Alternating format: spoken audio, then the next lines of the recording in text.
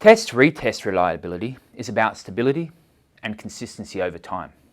For example, if I was to talk about personality, if we expect that a person's shyness, let's call this introversion, is a stable personality trait, then the personality test for introversion that we give at time 1, say when the person is 22, and then the same test given at, say, time 2, at, say, when the person's age 23, should yield similar scores.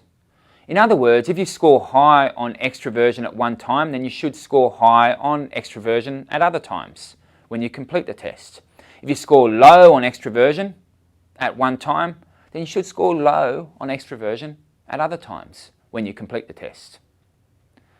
This is known as high test-retest reliability. Now I can already anticipate that some of you are saying, I was more or less extroverted when I was younger and I've changed. That's of course likely. There is of course likely to be some individual difference, even in terms of the stability of individual differences. But typically, we would expect that the variation would not be large. I think very few of you would say that you were very introverted when you were younger and now you're super extroverted. We measure reliability in this setting by calculating what's called a correlation. We won't need to go into any statistics on that, but suffice to say that what we would do is get a large group of people, such as everyone in this class, to complete an extroversion test twice. What we expect for high reliability is that the people who scored high on extroversion in time 1 would also score high on extroversion in time 2. People who score low on extroversion, that is, they're more introverted, at time 1 are also more likely to score low on extroversion, or in other words, be introverted, in time 2. Correlations, they range between 0 and 1, or positive correlations do. Correlations of 0 mean that there's no correlation at all.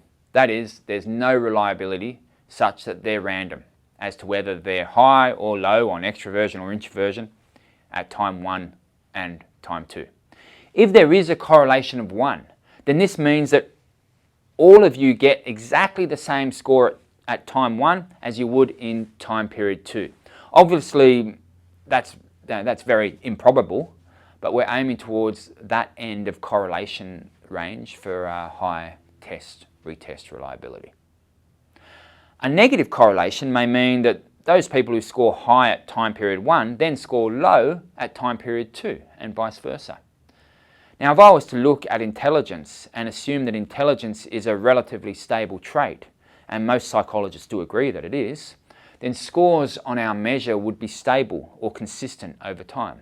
And research suggests that correlations between IQ at age 9 and at age 40 are in the 0.7 to 0.8 range, which indicates a high degree of stability. So if you're a smart kid, then you're more likely to be a smart adult. Why are test-retest scores important? Well, it's not just because our definitions imply that they should be. If we measure cognitive functioning, as we often do through intelligence-style tests, and the scores for people are similar over time, that is, there's high test-retest reliability, then we can detect the impact of medical problems, such as brain injuries, over time on cognitive functioning. For example, if they're worsening or improving.